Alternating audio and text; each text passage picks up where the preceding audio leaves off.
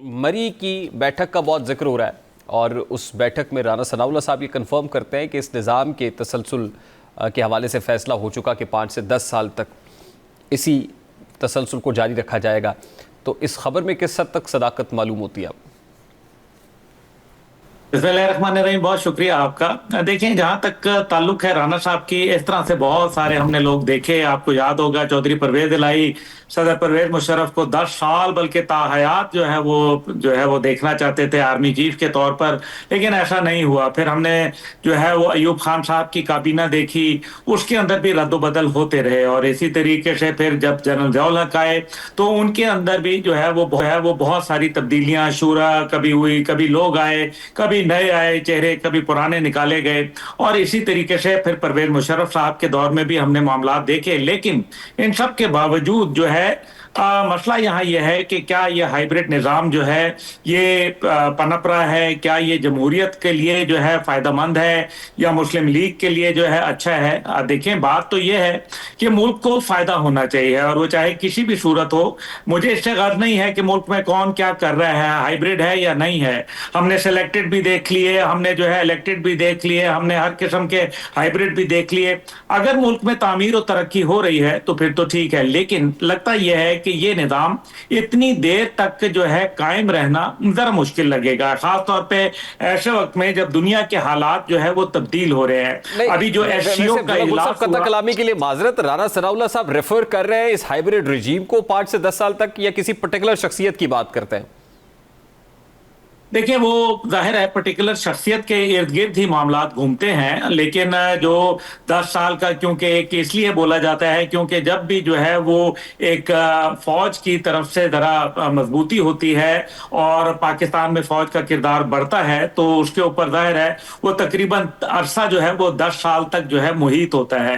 لیکن میرا نہیں خیال کہ اس قسم کی کوئی بات، کیونکہ افواج پاکستان اس کے حوالے سے کیٹیگوریکلی جو ہے وہ بول چکے ہیں، ڈینائل کر چکے ہیں. لیکن اس سب کے باوجود دیکھیں بات یہ ہے کہ ملک اگر تعمیر و ترقی ہو رہی ہے تو پھر یہ نظام ہو سکتا ہے 20 سال بھی چل جائے، لیکن اگر یہ تعمیر اور ترقی نہیں ہو رہی تو پھر یہ اگلے 20 ماہ بھی جو ہے وہ چلنا ناممکن ہو جائے گا. اس لیے دیکھنا یہ ہے کہ پوری دنیا کے اندر جو اس ٹائم پہ ہماری افواج کا جو ایک امپریشن ہے وہ مضبوط سے مضبوط ترین کی طرف جا رہا ہے. اور دنیا کے اندر آپ چاہے وہ مغرب ہے، چاہے وہ لک ویسٹ پالیسی ہے یا لک ایسٹ پالیسی ہے، دونوں کے اندر افواج پاکستان کو ایک ممتاز مقام حاصل ہے جس کے اوپر ہمیں فخر ہونا چاہیے.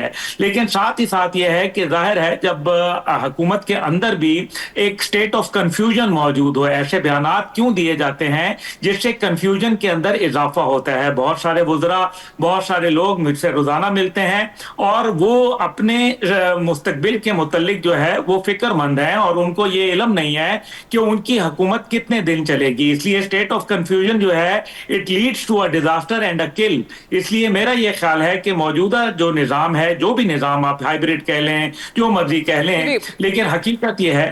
جی آپ فرمائیے. خواجہ آصف صاحب نے ہائیبرڈ رجیم کی اصطلاح استعمال کی نا، and he takes pride in it. ایسا لگتا ہے جیسے اب حکومت کو فخر ہے کہ ہائیبرڈ رجیم ہے. اب ماضی قریب میں عمران خان صاحب گورنمنٹ کے اندر ہم نے مثالی تعلقات دیکھے، سیم پیج، اس میں بھی ہائیبرڈ رجیم کی باتیں ہوئیں.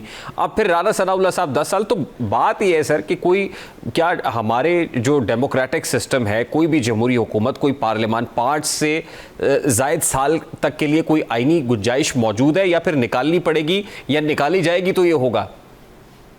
دیکھیں 10 سال میں تو 3-4 حکومتیں تبدیل ہو جاتی ہیں. حکومت تو شاید اگر ہو سکتا ہے نظام تو یہی رہے ہائیبرڈ، لیکن ضروری نہیں ہے کہ اس میں رانا ثناء اللہ یا جو ہے ہمارے وفاقی وزیر جو دفاع ہیں وہ خواجہ آصف وہ موجود ہوں. بات تو یہ بڑی سمپل سی میں نے آپ کو بتا دی ہے کہ آپ کیوں میرے سے بہت ساری چیزیں جو ہے وہ اگلوانا چاہتے ہیں.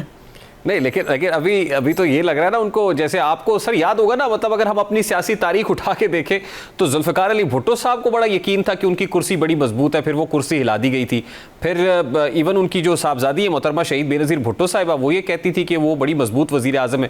نواز شریف صاحب کو یہ یقین تھا، ایک سکھر کے سرکٹ ہاؤس میں بیٹھ کے وہ یہ اعلان کرتے ہیں کہ ان کی کرسی بہت مضبوط ہے، اور پھر وہ کرسی ایک بار نہیں، 2 بار نہیں، 3 بار ہل جاتی ہے.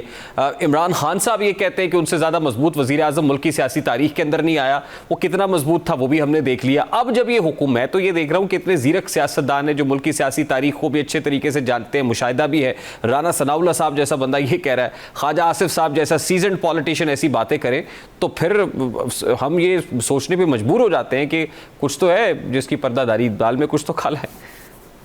ریحان صاحب دیکھیں, بات یہ ہے کہ if you ask me very straightforwardly, تو اس میں یحییٰ خان کو بھی شامل کر لیں, وہ بھی بڑے مضبوط تھے, وہ تو کمانڈر ان چیف بھی تھے اور ایسٹ اور ویسٹ پاکستان کے صدر تھے. اس لیے وہ پھر کیا ہوا, اس لیے بات یہ نہیں ہے, بات یہ ہے کہ جمہوری لوگوں سے اس قسم کی غیر جمہوری باتیں سنتے ہوئے اس سے واضح نظر یہ آ رہا ہے کہ یہ نظام کلیپس کر گیا ہے, جس پہ میں ماضی میں بھی آپ کے ساتھ ڈسکس کرتا رہا ہوں.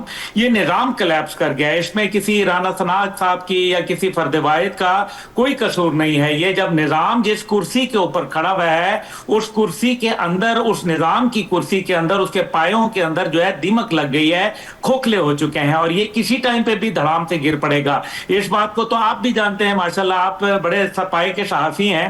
آپ مجھے بتائیں کوئی ایک آپ کو ملا ہے جو اس نظام کے اوپر جو ہے وہ خوش ہے, جو یہ کہہ رہے ہیں کہ ہاں اس نظام میں خیر برآمد ہوگی. اس کا مطلب یہ ہے they are unhappy with this present governance system. اس لیے اس کے اندر امینڈمنٹ کرنی چاہیے, اور امینڈمنٹس آئیں گی, اور اس کے اندر ضروری نہیں ہے کہ موجودہ جو لوگ آپ کو نظر آ رہے ہیں یہی ہوں, لیکن مجھے یہ لگتا ہے کہ پاکستان انشاءاللہ تعالیٰ ترقی اور تعمیر کے راستے پر گامزن ہو رہا ہے آہستہ آہستہ, اور انشاءاللہ تعالیٰ عالمی دنیا کا منظرنامہ تبدیل ہو رہا ہے. اور آپ دیکھیں کہ دنیا کس طریقے سے یونی پولر سے بائی پولر کی طرف جا رہی ہے, جس کا اظہار ابھی صدر شی جن پنگ نے کیا. اور ظاہر ہے پاکستان چین کا ایک بہت بڑا اتحادی ہے.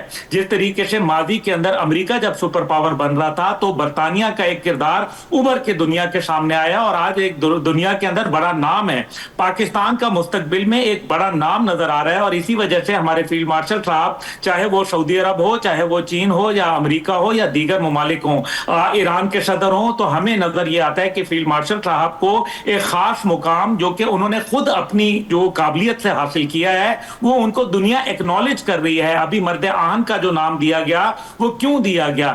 اب یہ وہ تمام چیزیں ہیں جن کو سامنے اگر رکھا جائے تو مجھے اس سسٹم کو چلتا ہوا تو نظر آ رہا ہے, لیکن اس کے اندر مہرے تبدیل ہوتے ہوئے دکھائی دے رہے ہیں. لاسٹلی اینڈ ویری کوئکلی عبداللہ گل صاحب, یہ 27th کانسٹیٹیوشنل امینڈمنٹ کی جو بات ہو رہی ہے, جب آپ تبدیلی کی بھی کچھ باتیں کر رہے ہیں تو آپ کو لگتا ہے کہ اب سسٹم کے اندر کچھ چینجز لائی جائیں گی, اور پھر کیا وہ جو چینجز ہیں وہ پھر جمہوری فورسز کو قابل قبول ہوں گی, یا وہاں پہ آپ کو لگتا ہے کہ صفحہ پھٹنے کے امکانات موجود ہیں؟ جمہوری فورسز کو اگر قابل قبول نہ ہوں تو پھر خواجہ آصف صاحب کی جانب سے کیا یہ بات ہائیبریڈ رجیم کا لفظ جو تھا یہ کوئی مناسب تھا؟ تو نہیں تھا نا. اس کا مطلب ہے کہ جمہوریت جو ہوتی ہے وہ کیا ہوتی ہے؟ جمہور کی آواز.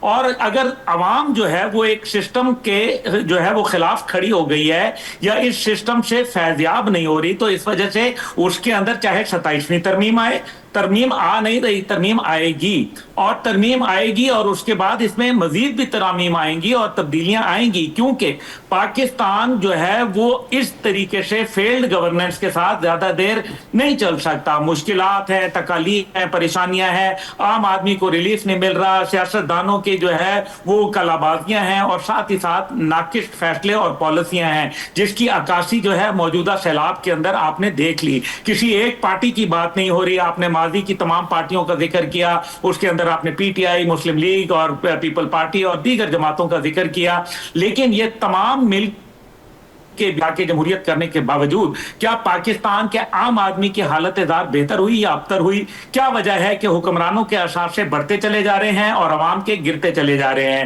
اس کا مطلب ہے کہ پاکستان میں کیا پوٹینشل. بہت شکریہ عبداللہ گل صاحب آپ کے وقت کے لیے.